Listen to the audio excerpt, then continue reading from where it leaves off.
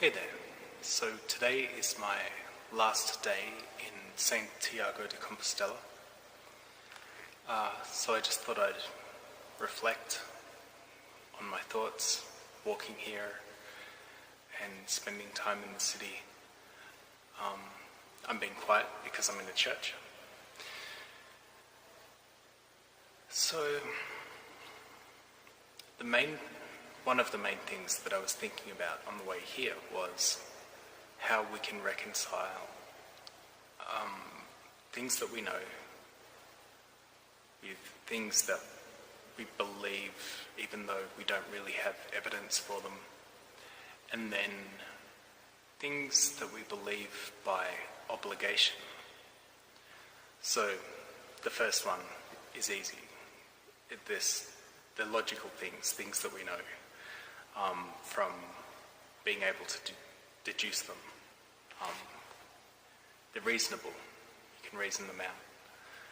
And the second one, things that we believe that we don't even have a starting point for. For example, whether you're religious or not, when you're with your family and your friends and you look into their eyes,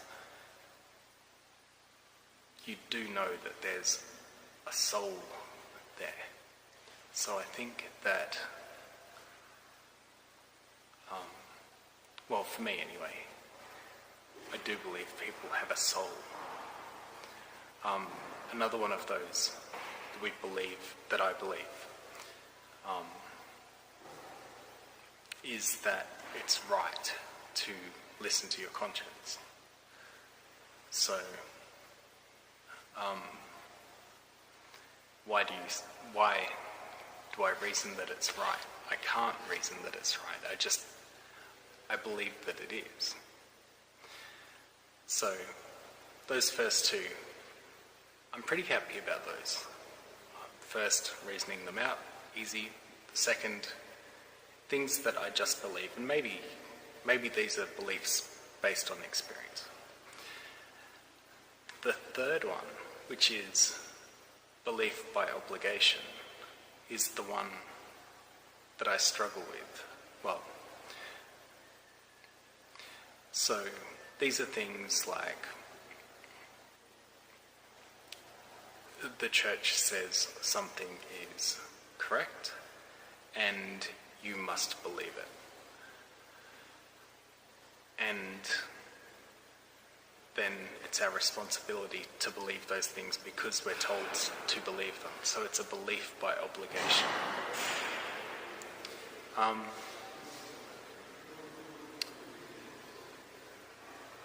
The way that I can reconcile that is that if one of your beliefs, either by reasoning or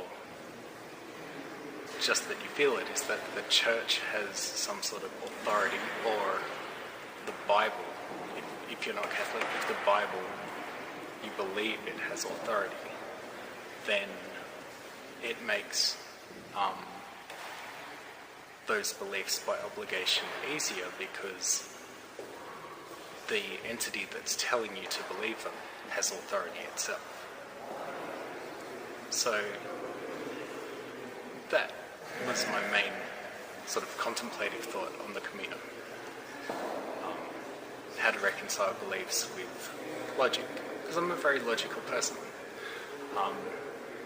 After the Camino's finished, well, now that it's finished, and after I get back to Australia, I'll be doing my normal software stuff. If you follow my page and that sort of thing for my software, and all of a sudden, hey, he's in the Camino for 3 weeks. Well, thanks for following along. But I'll be back to that shortly. So that was my main thought. Then, my next thought was, why, even if we believe in God, why do we think that God is worthy of worship? And the only reason that God is worthy of worship, for me, isn't that he's a creator, but that God is love. So, I think it was Pope Benedict who wrote the Deus Caritas Est.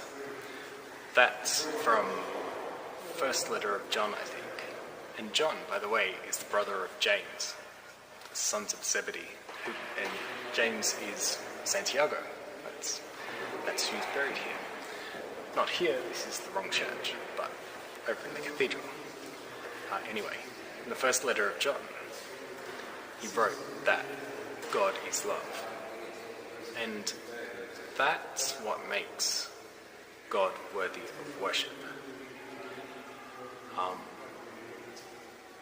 Because even if God created everything, but God wasn't love, then there's not a good reason I can think of that he should be worthy of worship. But he is love, and so that's why he is worthy of worship. So, some contemplative thoughts to finish off my time in Santiago. It's interesting. See you back in Australia soon. Back with my normal software stuff. Bye.